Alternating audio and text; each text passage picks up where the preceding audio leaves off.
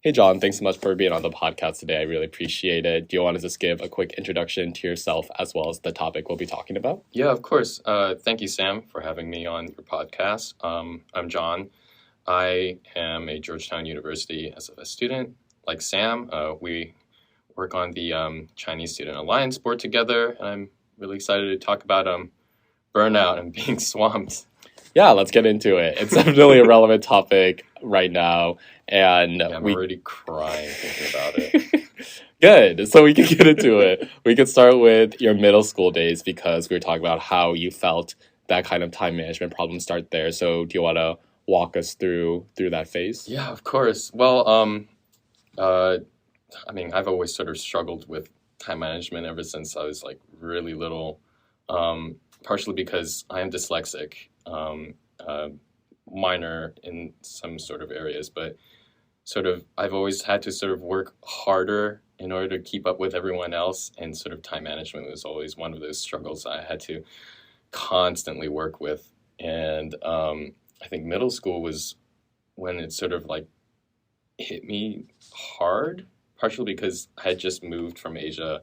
It was a completely different schooling system, so I had no idea what was going on. And it was eighth grade.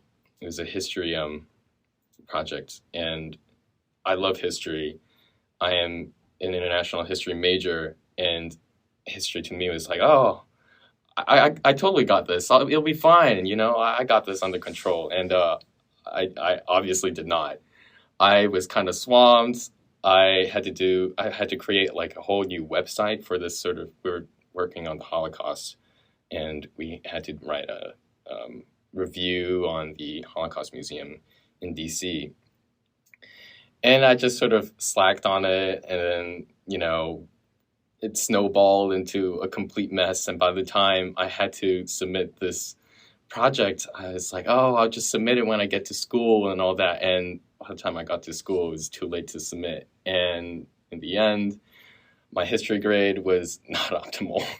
And it was probably one of the most shocking and worst moments of my life up until then, failing in history. And oh my God, my mom would not let me hear the end of it. She still doesn't let me hear the end of it, funnily enough. She's like, over Thanksgiving, she's like, don't forget to not procrastinate and work on time management, just like that time in eighth grade. I was like, okay, mom. Yeah. Yeah, I remember that. Yeah, that's definitely a tough one. So you have to do that. But I'm curious, like coming out of eighth grade, that experience, and then to high school, how did your time management strategies change or stay the same? But how were they in high school? Yeah. Well, the whole eighth grade experience was traumatizing to say the least. But I think after that, in the summer between eighth grade and ninth grade, I sort of sat myself down and sort of was like, okay, what's my schedule looking like coming up and all that. And sort of freshman year, I spent most of it working on how I was supposed to like balance all my workloads.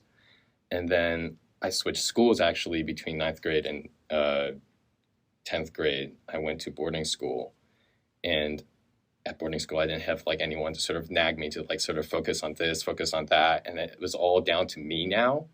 And it was sort of, I think, being thrown into the ocean and forced to sort of swim on my own and learn how to do time management definitely helped me a lot.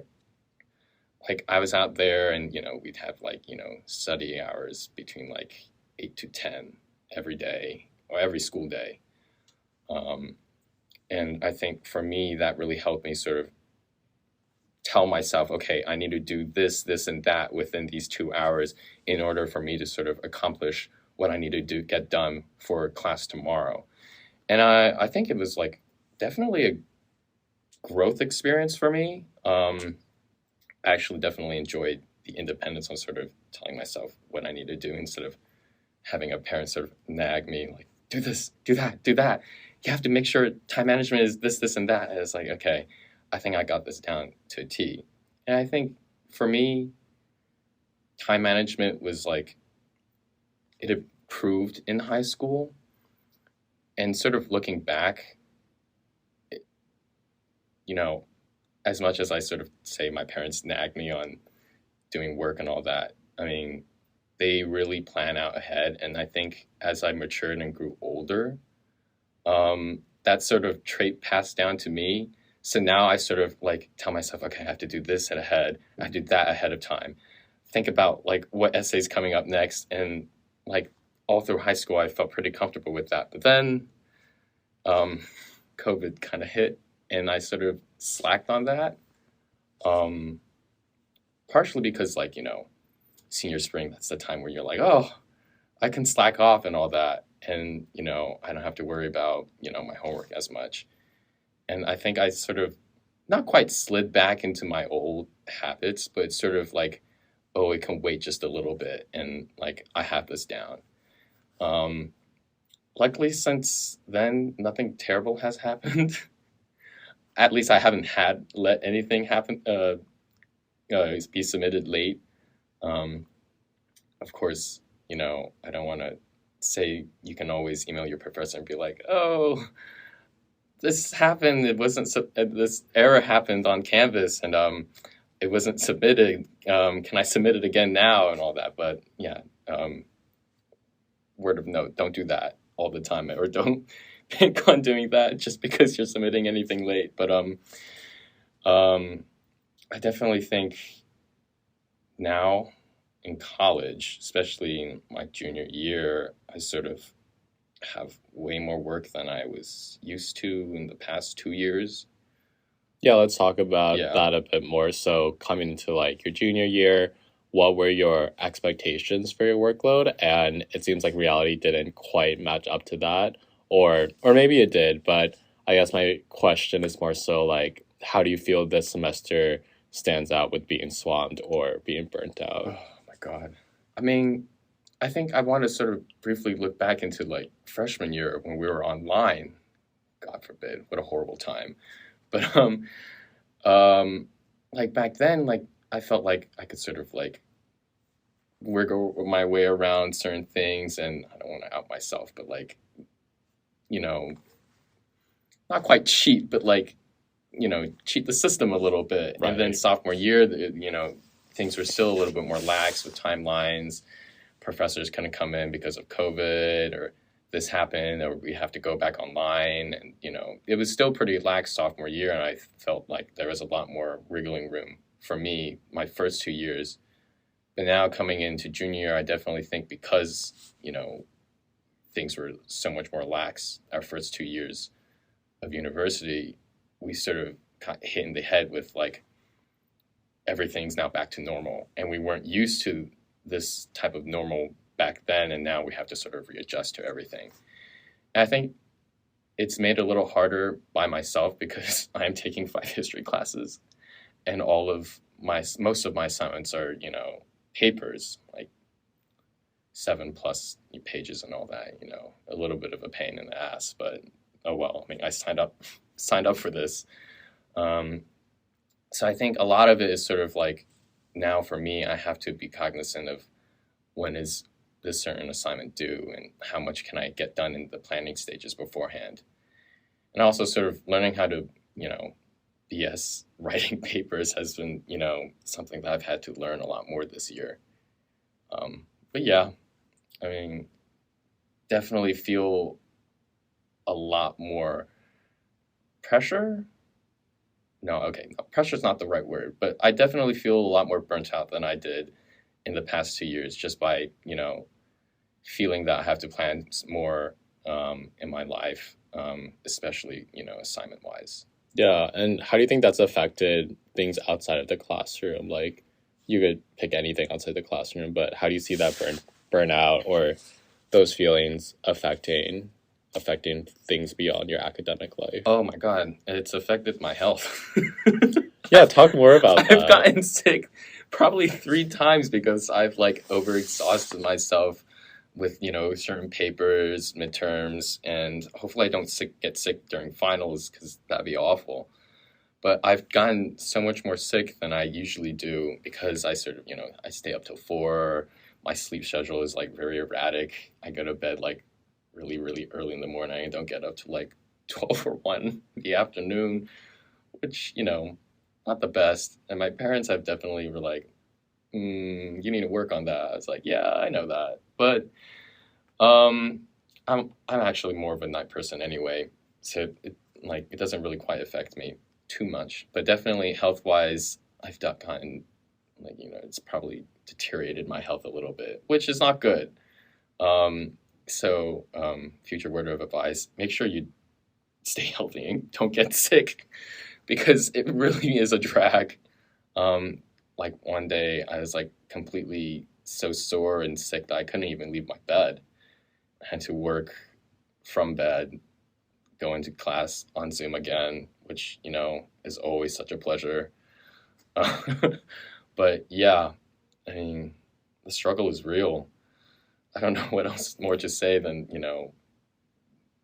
getting sick because, you're working too hard is never a vibe. Yeah, and I definitely have been there as well, and can attest it's not the funnest moment of your life. No. But on that topic, and I think this is something I was asking a lot when I was coming into college, like, what are your best tips for getting through sicknesses? Like, granted, there's a lot of sicknesses out there, but let's say you just work yourself out of exhaustion, and now you have like a cold or whatever. But like, what have been your best tips to help somebody out there? A lot of sleep. Okay. I mean, rest. I mean, everyone's going to say rest is going to be the most important to recovery. But, like, of course, if you can't afford that and you really need to work on, your assignments and you have no time to sort of rest, then I suggest sort of like, tea is always a good remedy, especially if you have like a really nasty cough. Hot water with, honey and lemon juice always works miracles. And hot showers, really long hot showers really help. Like, the shower is magical when you're sick. It really revitalizes you, especially if you like shower in the morning or, after a really gross day in bed, you go shower, you feel really refreshed. After that, you can get some work done, especially because you're like, oh, I feel alive, I feel new. And then, but you're still sick. So, I mean, of course, take it easy. But like, I think, yeah, definitely the most important thing is sort of taking care of yourself. And I think I've sort of learned to do that a little bit more this year. Just sort of, I think, take time for yourself is always important, especially in university. And, your life is like so hectic in addition to sort of academics and, you have your social life and all that. Like, there's a lot to balance. And, yeah, I mean, taking time with yourself or, with friends is always like good to sort of take your mind off of like the pressures of, your studies and all that. Yeah, that's a great point. I was curious, like, I wanted to talk about friendships and relationships, so this is a good segue. But because, like, this semester has been challenging for a lot of us, and also, like, you feeling burned out or feeling swamped, like, have you felt like you relied more on your friends than previous semesters to, like, try and escape that? Or do you feel like your friendships have become stronger because of what you're dealing with your classes? Yeah, I mean, I can't necessarily say I use my friends as an escape, but I definitely have gone to my friends a lot more to sort of, just take my mind off things and sort of, need someone to hug because, you're going through it. You're in the trenches and you just like, I can't do this alone. But yeah, I mean, I've definitely think my friends have been very helpful this past semester because there's been a lot, going on in this life right now. Any key memories with your friends from this past semester? I don't know. Like, in addition to all my academics, I'm going abroad next semester. So I had to apply for a visa, and that experience broke me. Like, nothing has broken me in my life before before this. It was so tedious and so, draining. I completely fell apart, and like one of my friends was like, it's okay, you got this, it'll be fine. And like that sort of like affirmation was really helpful. She sort of like shook me. She's like, everything will be fine in the end, it's okay, stress about it, but in the end, no, everything will be fine. And that's sort of like, things will be all right in the end is very, it's helpful, especially when you're like going through it. Yeah. But yeah, I mean, friends here and, even calling high school friends can be helpful, because they've seen you before university, and I guess they've known you for quite a while, is also pretty helpful, because they're like, oh, I remember this and that in high school. I think you'll be fine in the end. But yeah. Yeah. On that note, like any tips if people have to apply for visas for future study abroads, or anything you want to share to make the process less stressful for the ones after you? Don't go to France.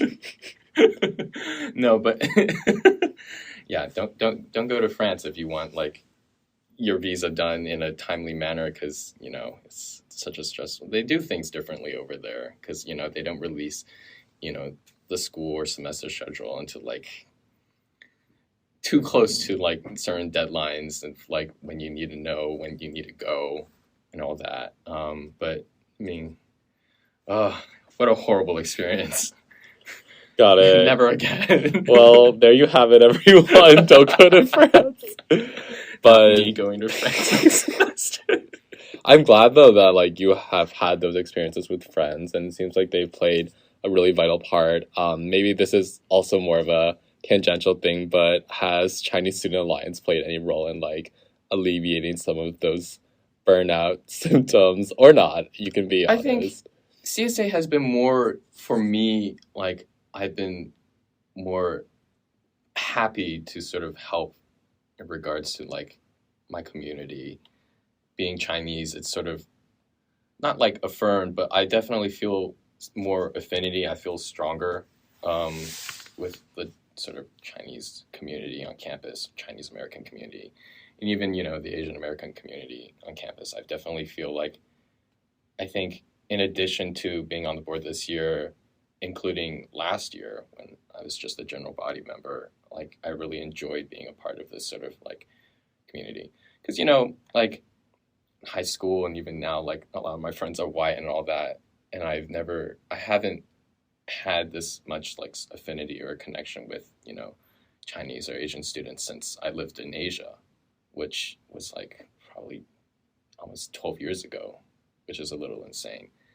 So I mean, and aside from family, I mean, this has been really good opportunity and experience for me, and I've really enjoyed it. But yeah. Yeah, no, I'm glad to hear that. It's not like I'm just co-president of the club or anything, but I hope you're saying that. Self-promotion. Gotta put it in there at some point.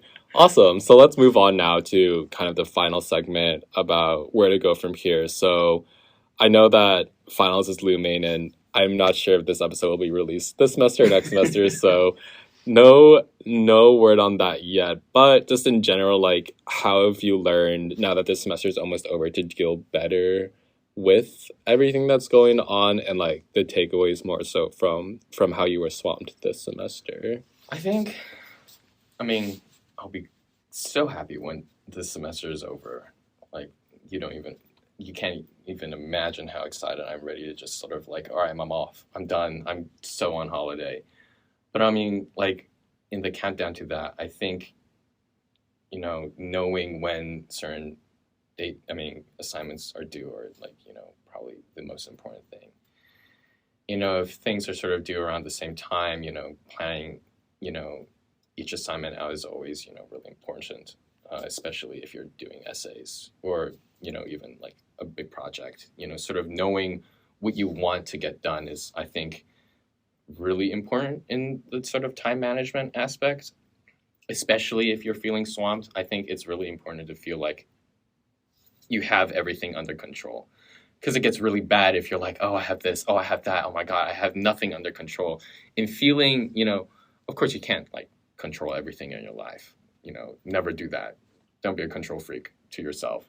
But I mean, like, being able to feel that you have this, that, and, other assignments sort of like timed out, on like when you work on them or what you want to add to them, is sort of very important in, the organizational aspect of sort of preventing yourself from being swamped. And I think that's, going forward, that is what I would offer as advice, is sort of, make sure you know what you're doing beforehand, and sort of don't go in like guns blazing. It's like, oh, I'm going to finish finals and, it's going to get done. But yeah. No, I agree. I think that's definitely valuable for everyone to hear, no matter if they're in college or not. And just as a last question, what are you most looking forward to in France next semester in studying abroad? The food. But no, I'm actually really excited to sort of study in France because I mean, studying here has been, of course, a great opportunity. I'm always very, happy that I'm here at Georgetown. But of course, I am studying European history, and studying European history in Europe is pretty optimal, and it's pretty cool that I'd be learning at a French university. Of course, there's the added struggle of learning it in French, but I think I'm really looking forward to like the experience I have there in sort of learning from a different perspective. It's more like, to me, probably be more like an insider's sort of perspective rather than coming from the U.S. and all that. And of course, cultural experiences I'm always really excited for. I mentioned food. I'm a sucker for food. It's the easiest way to my heart. But I think traveling as well is going to be really convenient. Probably going to go somewhere else in Europe over the weekend. But yeah, I mean, it's going to be a really fun experience, despite all the hardships going beforehand. Yeah, no, I'm really excited for you as well. Yeah. And excited to see all the pictures and and all the stories as well. Thanks, John, for being on the podcast. No Really problem. appreciate it again. Thank and you yeah, for having me. yeah, of course.